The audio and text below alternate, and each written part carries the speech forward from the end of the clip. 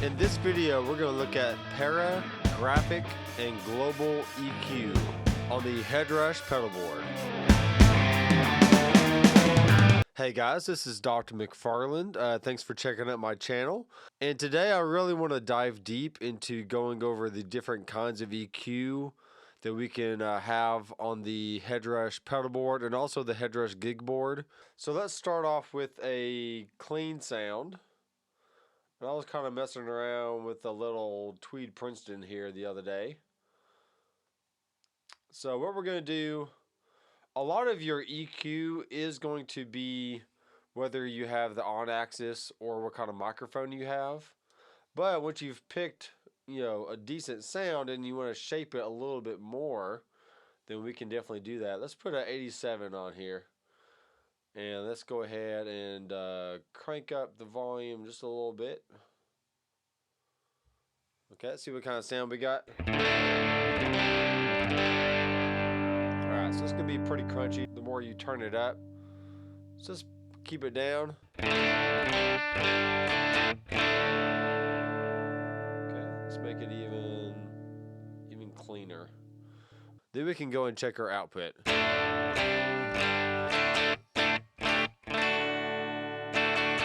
Alright, so let's say right now that, let's go to our global settings. You can see that we have a global EQ right here on page 2 of the gig board, but I'm going to keep that off for now. We're just going to mess with the graphic EQ first. And the reason why I'm going to do that is it's a lot easier. It's a little more straightforward than the Para EQ, which I'm going to have to explain a little bit more for you. But you can see on the graphic we have 100 Hertz, 370, 800, 2K, and then 3.25K. Alright, so this slider right here, this is giving you 100 Hertz. So if we boosted that, let's just say we give it a good boost here.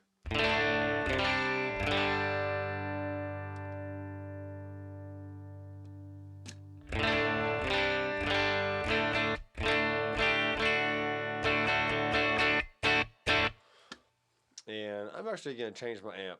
I'm not liking that amp a whole lot. Let's do a bigger amp. Let's crank the volume on it a little bit here.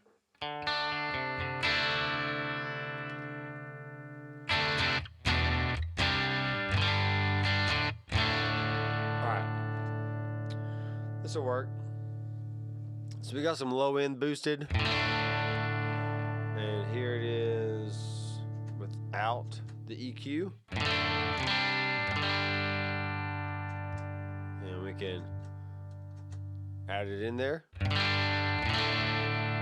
Alright. Now this EQ is after the amp, so we're kind of shaping the overall tonality of the amp. Low mids, that's going to be your 370 Hertz.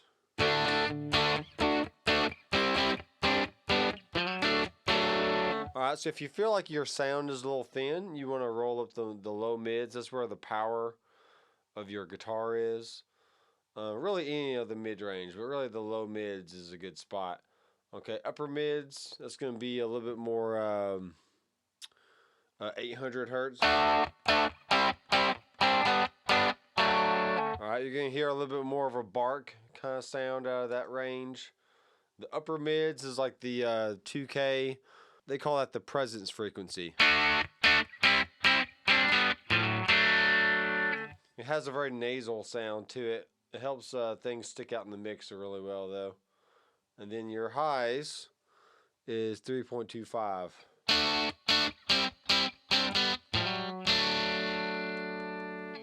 Alright, cool.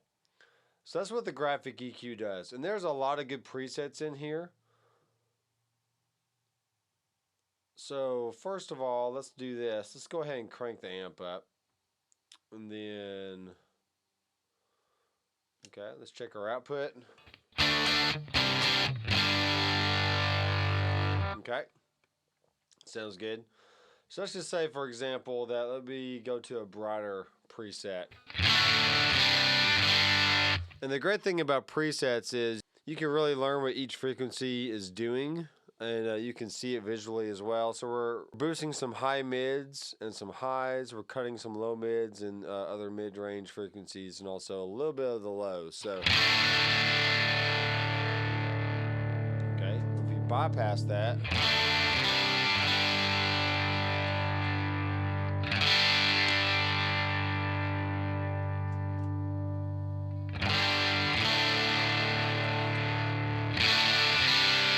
So we can get pretty crispy pretty fast here.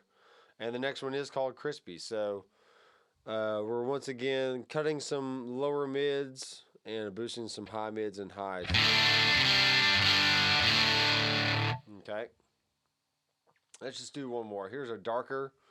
So we're actually cutting the high mids and highs, and we're keeping the low mids around the same. We're kind of boosting a little bit of that 370. Okay. So it just depends on what your guitar is doing. Now, if we put that before the amp, we're pushing all those frequencies into the front end of the amp. So it's going to respond a little bit differently.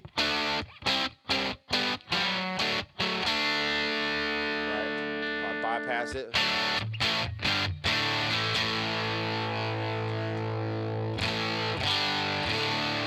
So you hear it got darker, but it didn't get as dark as it was when it was after the amp. Okay, so before the amp, you're kind of doing like a pre-EQ, kind of pushing those frequencies into the front end of the amp. If you have the EQ after the amp, then you're really changing the overall tonality of the rig, okay? All right, let's go on to the Para EQ. You can see with the different frequency ranges, we have a gain, a frequency adjustment, and also a Q. So the gain is simply going to be up or down on whatever frequency that you're choosing. So let's say we're on 100 hertz. I can just raise the gain up or down like that. Okay, and also there's an option. So type 1, we're going to make that, we can make it a shelf, we can make it a peak. We can have different drop-off ranges, 24 dB. That shows what kind of slope that you're using on that shelf. And then we have a notch. So we can notch it out. So we can say, all right, we're going to be on 100 hertz, and I'm going to make the cube pretty shallow, and I'm just going to notch out that 100 hertz. All right, so now we can just repeat the same things for the other frequencies. So if we go to frequency 2, we can, that starts off at 500 hertz, but we can raise it up all the way to 10,000 hertz, or we can go down to 100 hertz. It doesn't matter. So we can choose any frequency within that range, and then we can make the Q really shallow, or we can make it nice and wide. We can raise or lower the gain. Frequency 3 starts, you can go down to 200 hertz and goes up to 20,000 hertz. All right. And then we got frequency 4, which goes down to 200 and also goes up to 20,000. So there's a lot of different options here. Type 4, which is frequency 4, you can make it a shelf, you can make it a peak, you can make it 612 or 24 dB or a notch.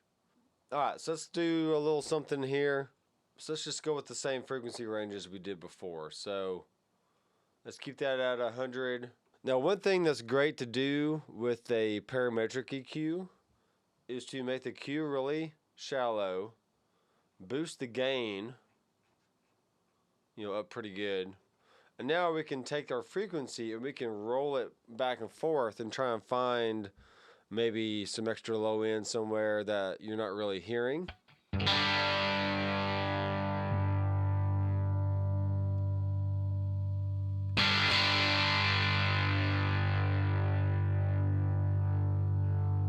Where you can use the scroll wheel.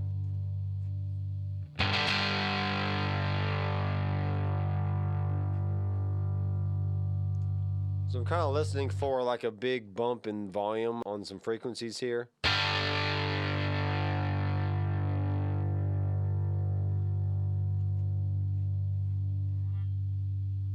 Okay, we're really not hearing a whole lot. Let's go on to frequency 2. Let's do the same thing. Let's change that Q and let's sweep it back and forth.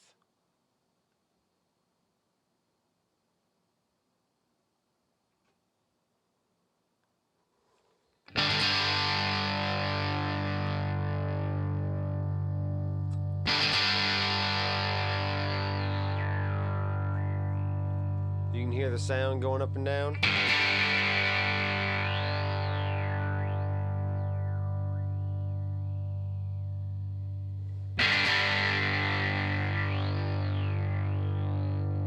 So sometimes you want to move it around till you hear something that sounds really nasty, and then you can just keep the frequency still, and then you can lower the gain down a little bit to kind of cut out that harsh sound.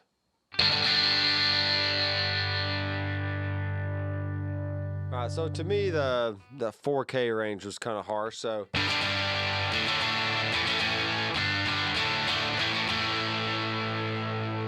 alright, we can go to our 3K range, and we can do the same thing.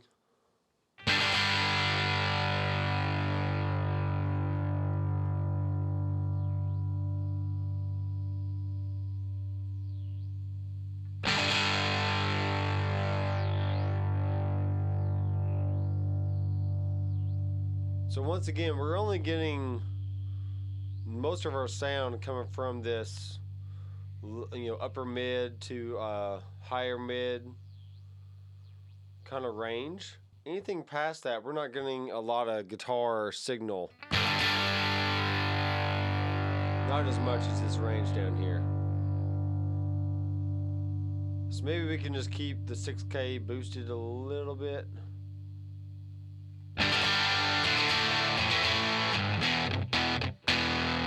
So we cut some higher frequencies, but we also boosted some higher frequencies. So it's just different ways of doing it. Let's go to the last one here.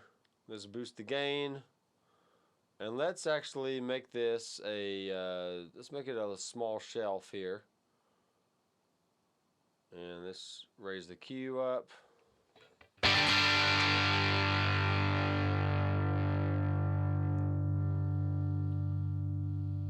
So we're really just raising or lowering that shelf. Let's say we want to cut the gain right there. We can do that. Let's lower the EQ.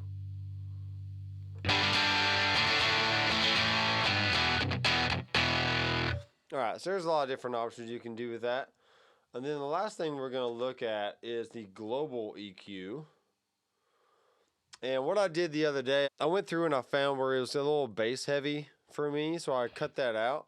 So here's the global EQ off.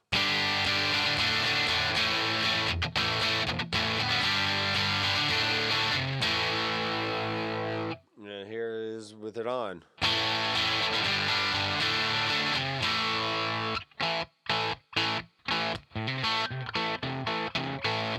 Alright, so I kind of boosted the 800 area just a little bit, and then lowered the 120 area just a little bit. And it really just depends on what kind of rigs you're using. But if you find you have a lot of low end buildup, you can definitely cut that out in the global EQ before you even add any other EQs to your rig. Alright, let's turn it off.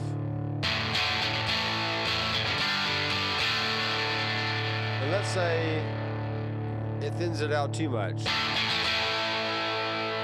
I can just go to my frequency selector and just roll it down until it kind of brings in a little bit more beef. It still rolls off the sub lows.